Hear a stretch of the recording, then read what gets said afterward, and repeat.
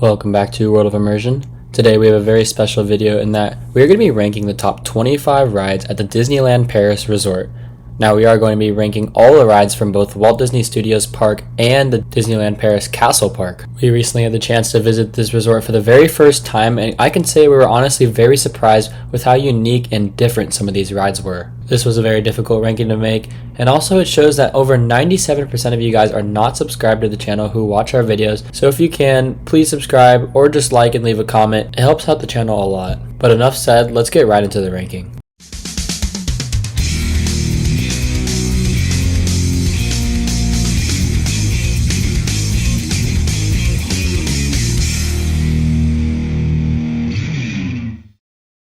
And coming in at number 25 is Dumbo. Now this is your typical spinner flat ride, but it actually catches some spectacular views of Fantasyland, since Disneyland Paris' Fantasyland is probably the biggest one I've ever been to, and honestly this ride is just worth it for the views alone. And coming in at number 24 is Slinky Dog Zigzag Spin. Now this is also another spinner flat ride that's in Toy Story Land in Walt Disney Studios Park. I think it has just a little bit more thrill than Dumbo, which is why I ranked it above it, and it is also very well themed and a great supporting ride overall for Toy Story Land. And coming in at number 23 is Orbitron. This is another spinner flat ride, but I think it is better than the other two just because of the views you get. You have a great view of the Disneyland Paris Castle, and you can also see Discoveryland and Space Mountain right there, and overall it's just a great supporting ride for Discoveryland. And coming in at number 22 is Toy Soldiers Parachute Drop. Now this is the last flat ride on the list, and it's sort of a drop tower, and I think it ranks the highest just because you can see the construction of Walt Disney Studios Park and Frozen Land off in the distance. The ride also being unique to only Walt Disney Studios Park is why it ranks the highest out of all these flat rides. And coming in at number 21 is Cars Road Trip. Now this is definitely the most interesting Disney ride I've ever been on. It is basically the studio tour at Universal Hollywood, except it's themed to cars, and it's a lot worse in my opinion. You're basically just driving through these empty roads with static Cars figures, and then you go to this one really cool show scene where there are fire and water effects. But honestly, most of the ride you're kind of just staring at a screen where two cars are just talking to each other back and forth, and it gets really boring. Also, our tram tour guide when we went was just very disinterested in the ride, and he was kind of just minding his own business, laughing because he knew the ride definitely should be getting replaced, and I think they should use it for expansion in the future because that ride takes up a ton of space. And coming in at number 20 is the Storybook Land Canal Boats. Now this is easily the best version of the Storybook Land Canal Boats in the entire Disney resort. They have this massive book facade which looks really good and fits into that Fantasyland theme very well. And the ride just feels a lot longer in Disneyland Paris, and it also has this very cool cave facade where you approach Aladdin's cave from the movie, and I think it just looks awesome. But overall, just a great supporting ride for Fantasyland. And coming in at number 19 is Casey Jr. Now this Casey Jr. is a lot different than the one we have here in Disneyland in my opinion. In many ways, it felt a lot faster and almost had some like small coaster elements to it. Obviously nowhere close to as thrilling, but it had some airtime pops randomly, and we were very confused because we had never seen any videos on it, and it just randomly picked up a lot of speed. I also liked how it surrounded the Storybook Land Canal Boats a lot better than it does at Disneyland, but this is definitely a great family ride for all ages to enjoy. Coming in at number 18 is It's a Small World. Now this is also the best version of Small World, and you'll notice throughout this list, a lot of the rides at this park are the best version of itself in the entire Disney resort. This version of Small World definitely felt like they used all the space provided, because in Disneyland it feels like there's a lot of dead space sometimes, and I do also think that this ride had way better set design than the one in Disneyland. They also have a couple of different scenes, and I also do think the animatronics felt a little more updated and fluid. Just overall, this was easily the best version of Small World, and I'm not usually a big Small World fan. Coming in at number 17 is Autopia. Now I feel this is a very underrated ride in the park. I'm a huge fan of Autopia, and while I do think it is a little outdated, I love seeing the scenery that you get from Discoveryland and everywhere else you're able to look at in the park. This ride is also great for the younger ones who aren't able to drive yet and get the experience of driving for the first time. Also, every time we would look at the wait times on the app, this ride would constantly have a longer wait than Hyperspace Mountain, which was right next door and is obviously the e-ticket for the land, which was very interesting to me.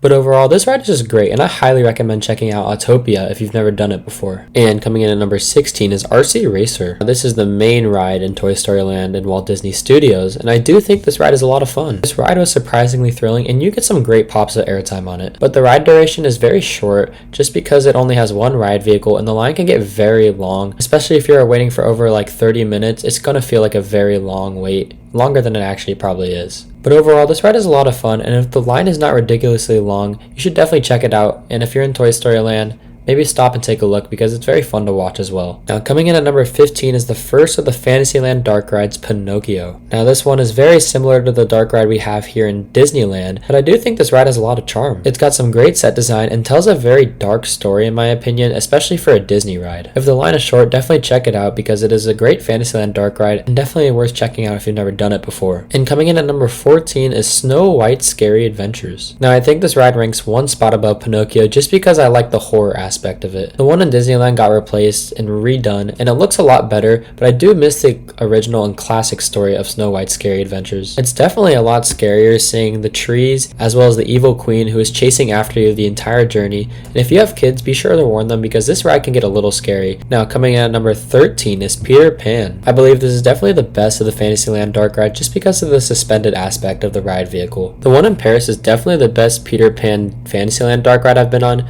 just because the updated effects make it look so much better. It definitely enhances the ride and there's a cool waterfall projection effect at the end of the ride. It looks a lot better and I do think the one in Disneyland definitely needs a redo or a refurbishment because it doesn't look as good as the one in Paris for sure. Coming in at number 12 may be a bit of a shock, and that's Indiana Jones and the Temple of Peril. Now I still do love this ride. The queue has some great theming and I think the overall structure that is surrounded by the track looks very good. With that being said though, this ride is definitely rough, especially since the exact same coaster in Tokyo Disney Sea is so much smoother and I think overall just more thrilling, intense, and a lot more fun. The ride does have a loop though and some good airtime pops, but overall just not my favorite coaster, and the one at Tokyo Disney Sea is so much better. And coming in at number 11 is Spider-Man Web Slingers. This is a clone of the one we have here in Disney's California Adventure, but I do think it's still a lot of fun. Spider-Man is one of my favorite Marvel characters of all time, and I love hearing the Homecoming soundtrack from the movies during the ride, and I do think this ride is just pure fun. Shooter rides are always just a lot of fun, and if you're with your friends, it can get very competitive very fast. And kicking off the top 10, we have Buzz Lightyear.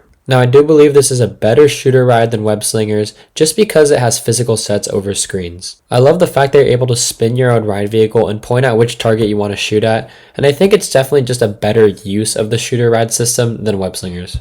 This is one of the rides I've ridden the most in Disneyland back in California, and the one in Disneyland Paris is just as fun. But once again, this ride can get very competitive, and I just love shooter rides, they're so much fun. And at number 9, we have Star Tours. Now this ride is definitely an underrated ride in my opinion. First of all, the queue is very well themed and feels very classic Star Wars. I love that there are multiple animatronics throughout the queue and makes it very interactive for the guests, but once you get on this ride, it's a ton of fun. It has completely randomized missions and you can get adventures from the originals, prequels, and sequels. It also has that C-3PO animatronic that's on the ride with you, and overall the energy and atmosphere in this ride is a ton of fun, and you hear people screaming and yelling throughout this ride because it's just so much fun. And although this ride may have gotten a little bit more dated over time, I still think it holds up pretty well, and overall you have to check it out if you've never done it because it has that classic Disney feel. Coming in at number 8, we have Ratatouille. Now this is a trackless dark ride in Walt Disney Studios Park, and I love that there's a Ratatouille ride in the world. However, the one in Paris is unique as you don't wear those 3D glasses that you wear in the one in Epcot. It definitely had its downsides though. You can see the floor beneath the screen very well, and it kind of breaks the immersion very easily.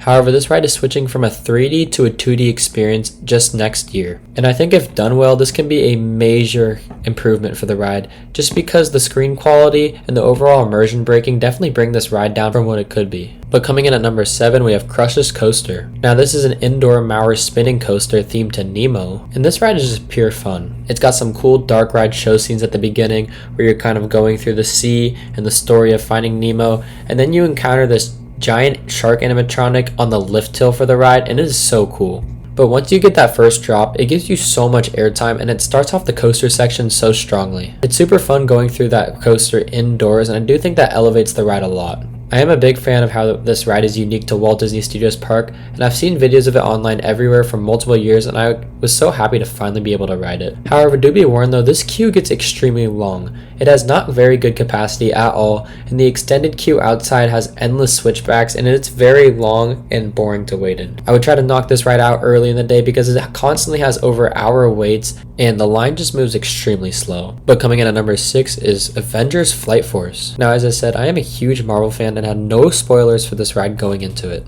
I thought this queue was very good and felt very true to the Avengers and that Marvel theme. And seeing that Iron Man animatronic was insanely cool, and it felt so lifelike, and I thought that was one of the best pre-shows I've ever seen. The actual ride though is a clone of Rock and Roller Coaster in Florida, but I still think it's a lot of fun. The ride's got a great launch and some fun inversions, and I do think the story is a little bit lacking, but I still think the ride is super fun, and I love just hearing the Avengers soundtrack blasting in your ears as you're flying through darkness. And starting off the top 5, we have Tower of Terror. Now, like all the other Tower of Terrors, this one is unique to only Walt Disney Studios. It's definitely got a spookier theme and has this haunted little girl kind of chasing after you throughout the entire ride. It's very similar to the one in DCA before it got rethemed to Guardians of the Galaxy, and I still think it's a lot of fun. I'm a big fan of the Tower of Terror spooky theme that it has, and I just love this drop tower, and I think it's so iconic and always a must-do if you're going to Disney parks. This is definitely the main ride in Walt Disney Studios Park, and it's a must-do if you've never done Tower of Terror before. Now, in my opinion, these next top 4 rides I'm about to rank are genuinely 10 out of 10 rides and perfect,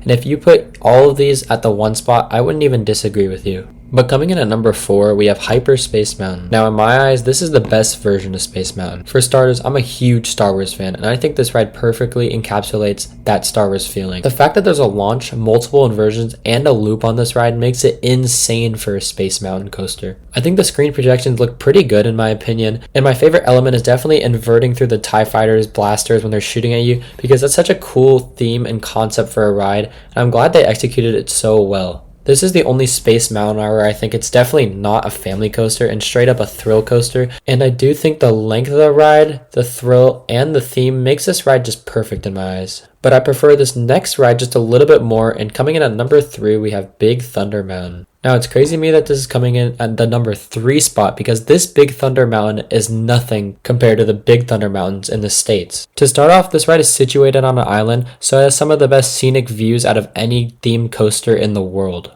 It is also definitely the most thrilling Big Thunder Mountain, as it goes through straight darkness to get to the island underwater at the beginning of the ride, and then when you're coming back to the load station, you have to go back underwater through straight darkness, and that's one of the most thrilling sections of the ride, and it's just pure fun, and one of the best ways to end off a perfect family coaster. But the actual coaster itself is just so much better than the other Big Thunder Mountains. It has a cool water effect where you actually can get wet. It has multiple unique animatronics that are different from the other ones, and I just do think that the layout is so much better and well set up for the island setting of the ride. And just the views you get of Phantom Manor, the castle, and the views of Frontierland are just unmatched. This is truly a perfect family coaster in my eyes, but I do think I prefer the other 2 rides just slightly more as well. And coming in at the number 2 spot, we have Phantom Manor. Now, Phantom Manor is the perfect haunted mansion in my eyes. I think it has the best looking facade of the haunted mansion in the world. It's situated up on that hill, and it has some of the best looking nighttime shots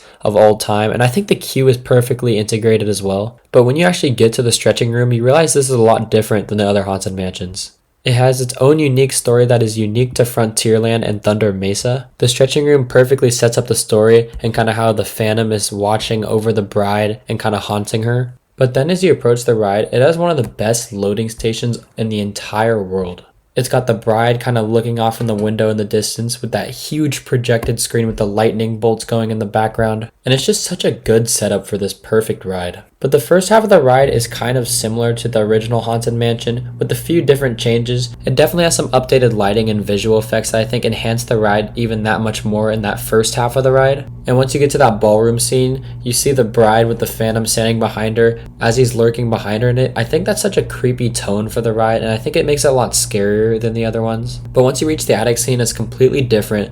The bride is at the piano, kind of sad, but then you leave the attic and then you reach the outside Thunder Mesa area, and it is completely different. You have that Phantom animatronic, which is one of the most fluid animatronics I've ever seen, and then you have all the skeletons and corpses rising from their graves, and they're all kind of dancing, and I think it's so much better than the ending graveyard scene from the Haunted Mansion, just in my opinion. And as you reach the end of the ride, you see the Phantom animatronic again. I think it's even better than the previous one.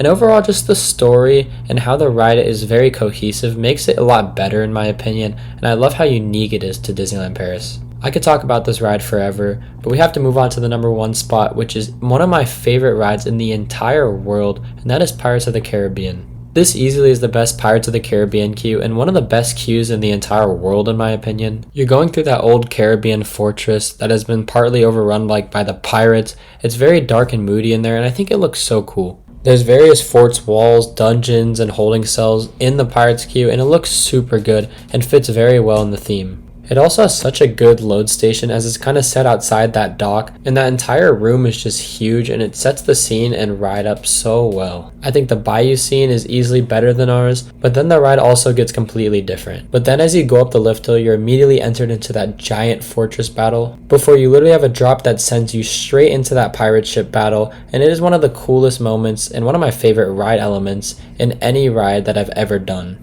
The rest of the ride feels similar after that until you get to that giant fire scene, where then you have yet another drop into the famous grottos from the Pirates ride in California, before then being greeted by the Barbossa animatronic that looks amazing. And overall, the caves in this scene have so much more depth and detail in it than the other ones. This ride is just perfect from start to finish, and I love how it just throws you into the action of the story rather than just floating on by it like the one at Disneyland. And I think I rerode this ride just about 5 times when we visited because it was just that perfect. But that is going to do it for the top 25 rides ranking at the Disneyland Paris Resort.